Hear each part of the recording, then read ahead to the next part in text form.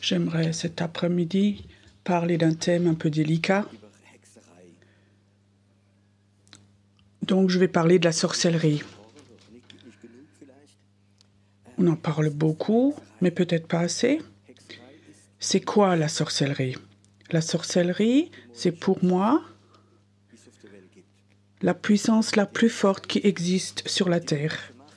La sorcellerie, c'est une puissance démoniaque qui a plusieurs noms. Et depuis le début, elle était là. Elle essaie toujours de détruire le plan de Dieu. Nous, on essaie de réaliser le plan de Dieu. C'est juste ça. Et cette sorcellerie, on va la connaître parce que c'est notre adversaire. On la trouve sous différentes formes.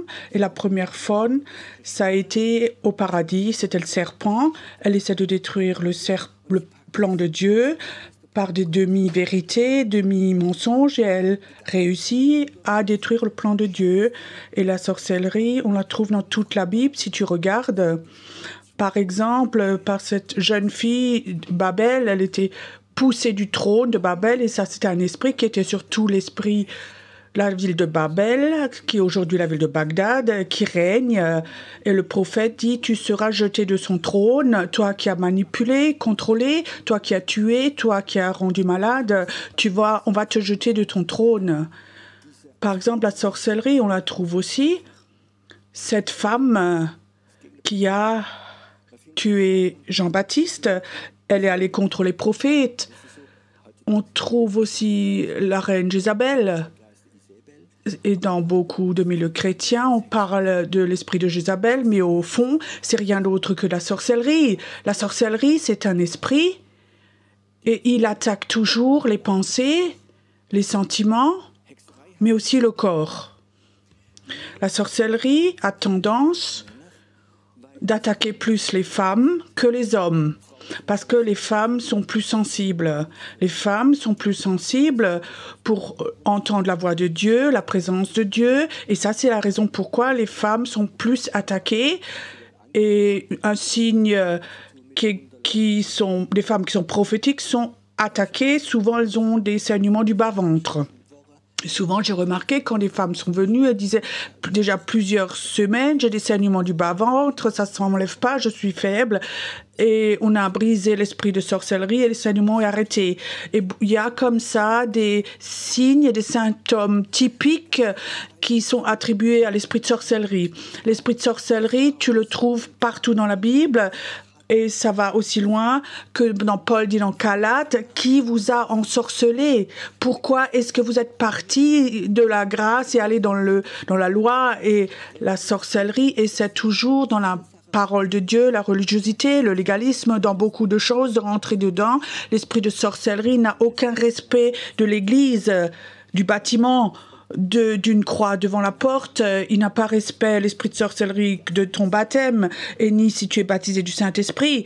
L'esprit de sorcellerie peut rentrer partout et il va toujours essayer de rentrer dans tes pensées, dans tes sentiments et attaquer ton corps.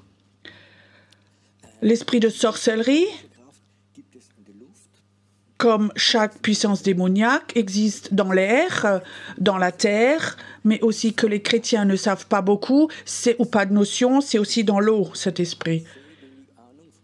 Je veux dire, nous, Européens, on a très peu de notions du monde occulte, mais je peux te dire, dans beaucoup de pays africains ou d'autres pays, on sait très bien qu'on fait beaucoup de choses avec la sorcellerie, mais avec l'eau. Et si tu regardes dans la Bible, avec le Nil, avec les crocodiles, comme les enfants d'Israël ont été sacrifiés, ou Moïse a été sacrifié, ont été mis dans le Nil, et les crocodiles sont souvent pour les gens occultes des animaux où les démons habitent dedans. Peut-être un autre domaine. Nous, les Européens, on a très peu de notions de tout ça, de la sorcellerie et comment ça fonctionne, ça.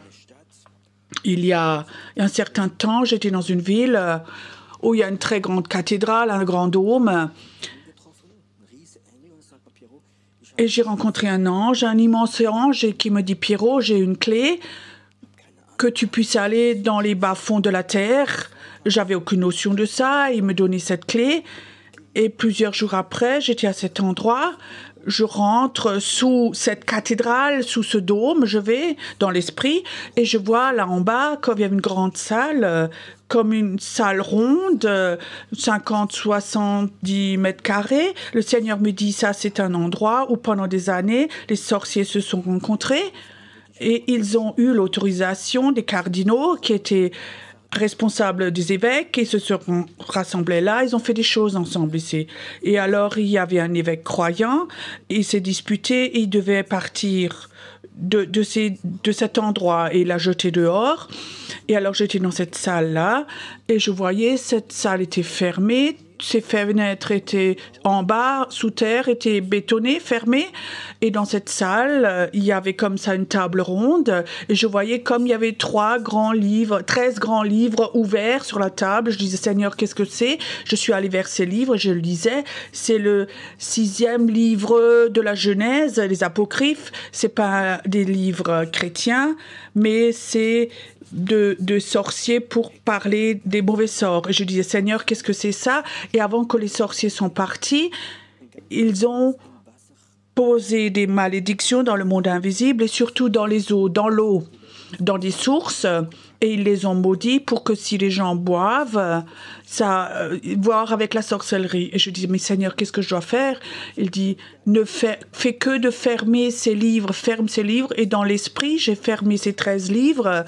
Et Dieu m'a dit, là, il n'y a plus de puissance qui sort de ces livres dans les eaux pour que ces esprits aillent dans l'eau. J'étais en Algérie. Et certaines femmes sont venues me voir dans la cure d'âme et m'ont raconté presque la même histoire où ils ne se connaissaient pas entre eux, leur mari, qui était croyant ou pas, quelque part était en voyage, parti, et il revient vers eux. Et ils n'avaient plus de contact vers la femme, plus d'amour, plus de contact corporel, et ils sont dépendants d'une autre femme, dépensent tout l'argent pour l'autre femme. Et la femme dit, c'est toujours le même rituel, ils vont quelque part et ils boivent un verre d'eau qui a été maudit. Et dans cette eau, il y a des mots qui sont dedans, des paroles. Tu es dépendant de cette femme, tu fais ce qu'elle dit. Et c'était pas une fois, pas 2 fois, mais peut-être 5, 6, 7 fois où les femmes ont raconté du sud, de l'Algérie. C'est une habitude que beaucoup de femmes travaillent avec des malédictions, avec de l'eau, qui parlent sur l'eau. Et que les sorcelleries peuvent utiliser ça. Il y a aussi beaucoup de versets bibliques aussi de ça. Ne soyez pas choqués maintenant, je vais encore raconter une histoire. J'étais dans la Guyane française, dans la jungle, et là, il y avait vraiment un réveil dans un petit village. Il y a peut-être 400 habitants, et 350 se sont convertis. Il y avait une église vraiment très forte. Donc, j'ai été là-bas 8 jours, et le pasteur m'a déversé son cœur. Tu sais, presque 90% du village est né de nouveau, s'est baptisé, mais quelque chose s'est passé. Chez nous, dans notre village, il y a un rituel. Quand quelqu'un meurt, il faut que toute la famille, 2-3 fois, vienne voir avant qu'il soit enterré. Il faut qu'il lave le mort et que l'eau avec laquelle on a lavé le mort, il faut boire cette eau pour avoir un contact avec l'esprit des ancêtres. Et elle disait, tu sais quoi, dans notre église, il y a des hommes et des femmes très fidèles, nés dans l'esprit, qui font ce rituel. Après, ils ne reviennent plus à l'église. Cette eau dans cette eau, il y avait des puissances démoniaques qui ont pris ça, tout ça. L'eau, je vous raconte simplement des choses que Dieu m'a mis à cœur. Vous savez quel était le thème hier soir, pour ceux qui étaient là? Le souhait de Dieu dans notre cœur. Cette nuit, je me réveille et il y a de nouveau comme ça, qu'est-ce qui est ton souhait pour moi? Et demain, tu vas dans une ville. Il me dit, je vais te montrer quelque chose. Ce matin, j'étais dans une ville. C'était juste avant Noël. J'étais déjà à cette place.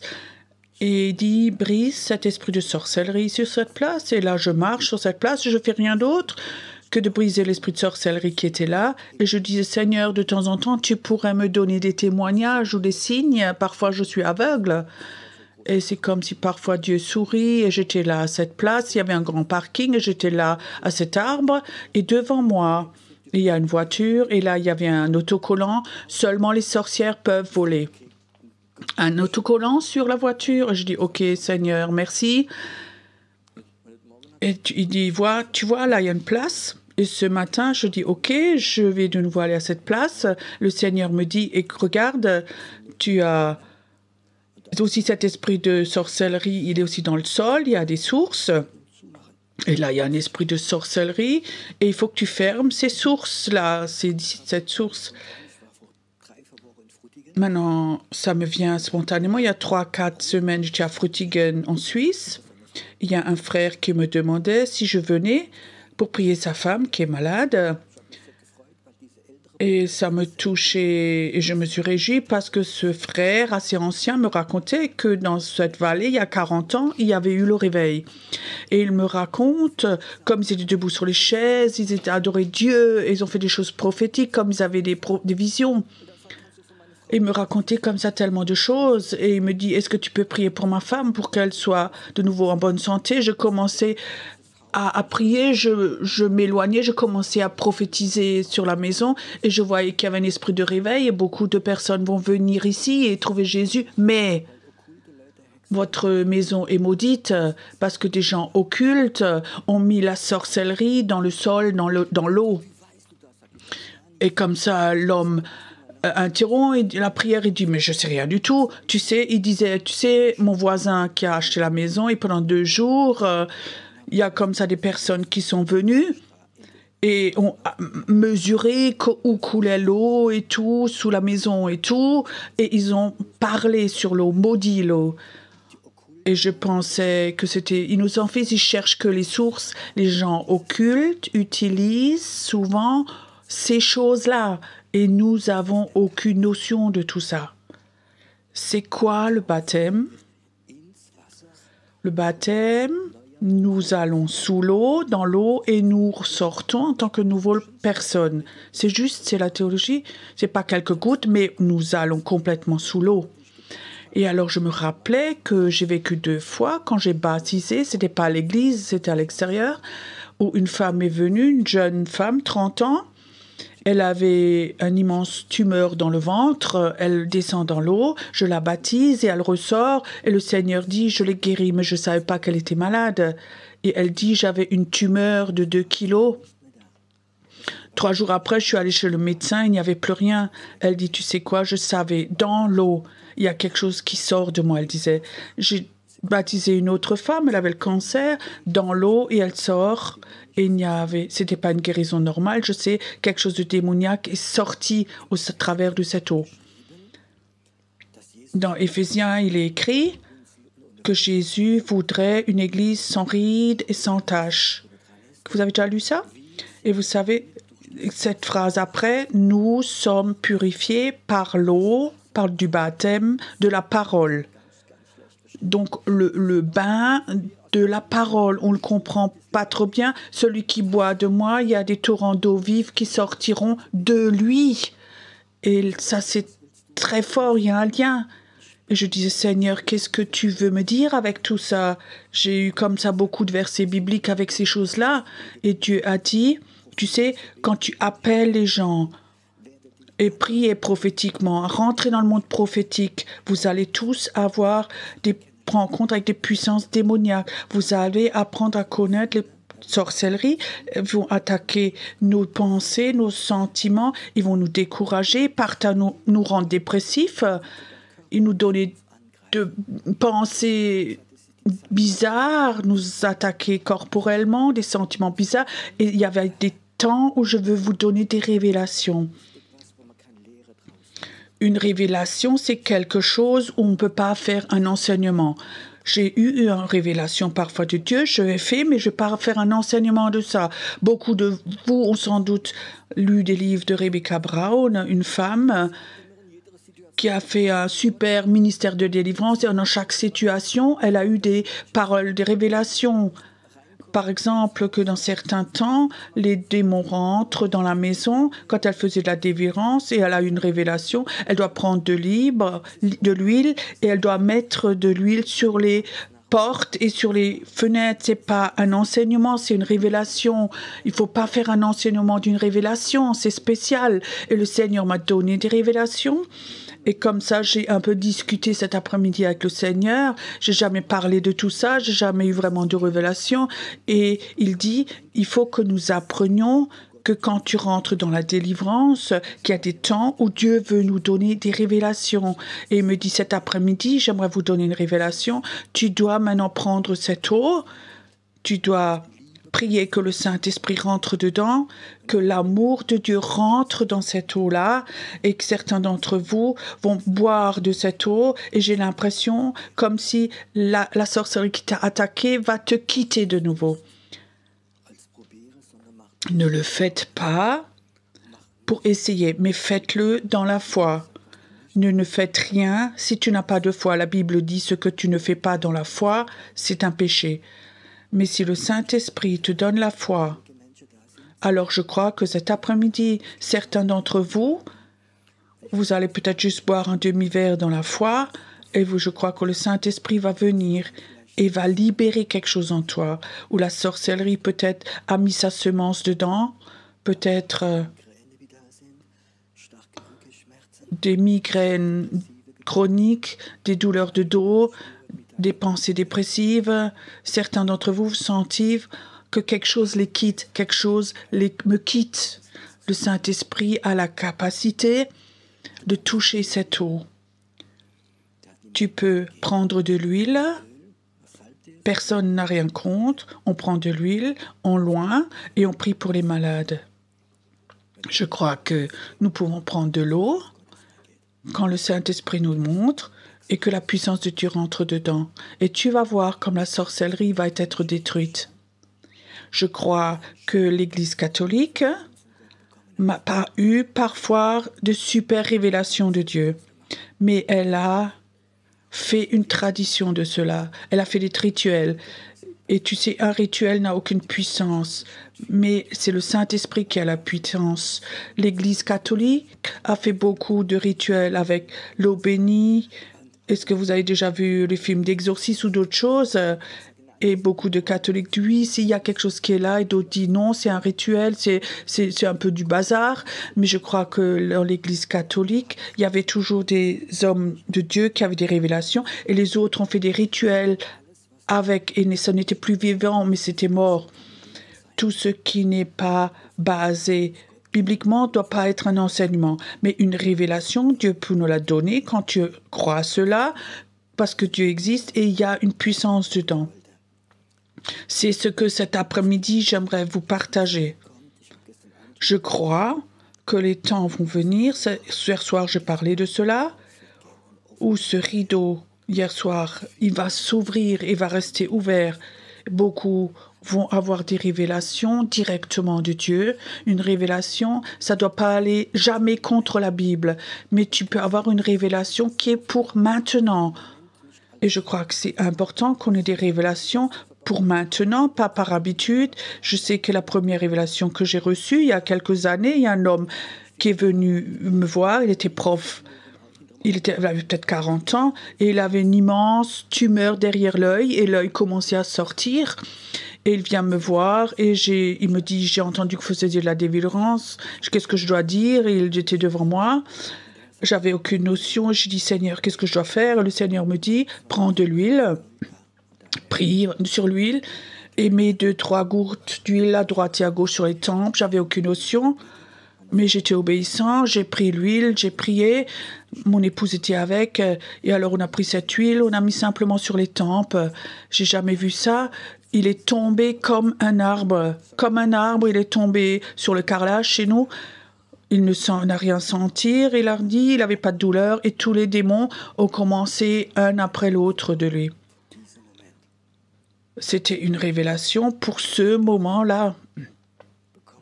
Je crois que cette révélation, je l'ai reçue.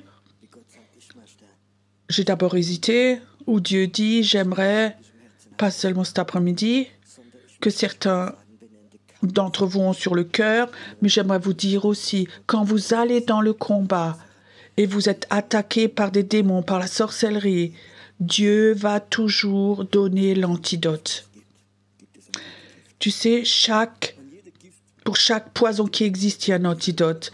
Et chaque poison démoniaque qui vient de l'enfer, le Saint-Esprit a toujours l'antidote pour ça. J'ai remarqué que l'antidote, pour les gens qui ont l'esprit de Jézabel, qui ont victime de ça, le plus grand antidote, c'est l'amour et la force. Quand une femme vient, qui aime Jésus, et cet esprit de Jézabel est en elle, et commence à manipuler, alors il ne faut pas l'accuser, il faut dire, écoute, il faut que tu lui montres que Dieu l'aime, que toi tu l'aimes, mais que maintenant, aussi longtemps, tu ne vas rien faire. Et tu vas voir que cet esprit de Jézabel va perdre sa force. Pour chaque poison, il y a un antidote. Et cet après-midi, j'aimerais que le Saint-Esprit qui est en toi, que tu parles avec lui. Pas avec ta théologie, mais avec ton Saint-Esprit qui est en toi. Est-ce que ça se pourrait que la sorcellerie, déjà des années, toi, ta famille, ta santé, tes pensées, t'attaquent? Est-ce que ça se pourrait que la sorcellerie, peut-être, a un droit au travers de ta famille? Peut-être des rituels que tu as fait dans l'époque. Quelqu'un t'a maudit peut-être. Et tu sens que la sorcellerie revient toujours dans tes pensées. Cette pensée parfois, un super rejet, ce désir de mourir. Est-ce que ça se pourrait que la sorcellerie a déjà touché tes pensées, tes sentiments? Et tu sais très bien. J'aimerais servir Dieu. J'aimerais avoir cet esprit prophétique. J'ai un appel prophétique. J'ai ce manteau d'Élie, je l'ai déjà senti. Mais j'aimerais être fortifié. Élie a été attaqué de Jézabel et il voulait mourir. Il était dans le désert, il a dit « Seigneur, laisse-moi mourir. Je suis que le seul, prends un autre, laisse-moi mourir. » Et alors il y a un ange qui est venu. Qu'est-ce qu'il lui a ramené? Du pain et de l'eau. Et il dit, bois. Et dans cette force, tu vas 40 jours et nuits, tu vas marcher et avoir un contrat de Dieu, une mission de Dieu sur la montagne. Merci Seigneur que à Élie, tu as envoyé un ange qui lui a donné quelque chose, qui l'a libéré de cette sorcellerie, de cette envie de mourir. Et Seigneur, tu vois cet après-midi ici, il y a certains de tes enfants prophétiques qui sont là, qui les derniers temps avaient cette envie, comme Élie, de mourir, parce que la sorcellerie les avait attaqués, parce que l'esprit de Jézabel les avait accusés, et ils sont dans un temps de désert, et ils n'ont plus de force. Et cet après-midi, Seigneur, j'aimerais que ce que les anges ont fait, j'aimerais que ça se passe ici maintenant. J'aimerais où la sorcellerie avait amené la mort, que dans cette eau, que la vie rentre dedans. Saint-Esprit, j'aimerais que tu mettes de la vie dans cette eau, de la vie de Dieu. Saint-Esprit, j'aimerais que tu mettes de l'amour dans cette eau, de l'amour qui guérit, de l'amour qui délivre de la manipulation, qui libère de se détruire soi-même. Saint-Esprit, j'aimerais que tu nous donnes des révélations, que la sorcellerie soit vaincue par un esprit prophétique et que des hommes et des femmes, cet après-midi, reçoivent des révélations pour leur vie où la sorcellerie va les attaquer dans leurs finances, leur famille, dans leur job, dans leur business, dans leur santé. Seigneur, qui passent ce rideau et qui reçoivent la révélation de Dieu. Très fortement, une révélation de Dieu. Père, je prie que cet après-midi, que la guérison se fasse. Et je prie aussi que des personnes, dans la foi, au travers de l'esprit de révélation,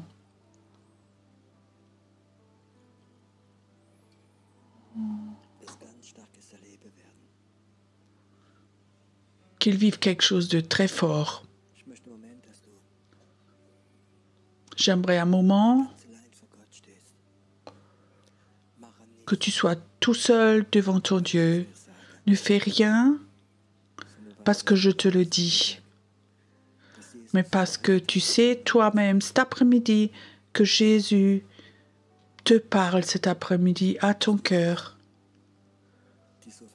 et que tu sais cette révélation est pour toi cet après-midi, pour personne d'autre, mais qu'elle est pour toi personnellement cet après-midi. Tu peux venir devant et tu prends cette eau et tu dis Seigneur, dans la foi, j'aimerais maintenant mettre un signe, faire un signe contre la sorcellerie. J'aimerais la prendre, cette eau.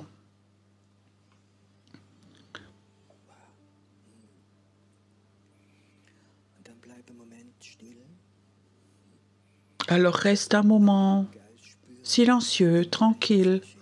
Certains vont sentir dans l'esprit que quelque chose se passe en toi, quelque chose qui te libère, quelque chose qui dirige de nouveau tes pensées sur Dieu seul. La sorcellerie doit être brisée. L'esprit prophétique doit être vainqueur sur la sorcellerie, pas seulement dans ta vie, mais dans l'endroit aussi où tu habites, dans ta ville, dans ton pays, dans ton village où tu habites. Cet esprit prophétique doit être plus fort que la sorcellerie et tu seras messager ou messagère de Jésus-Christ.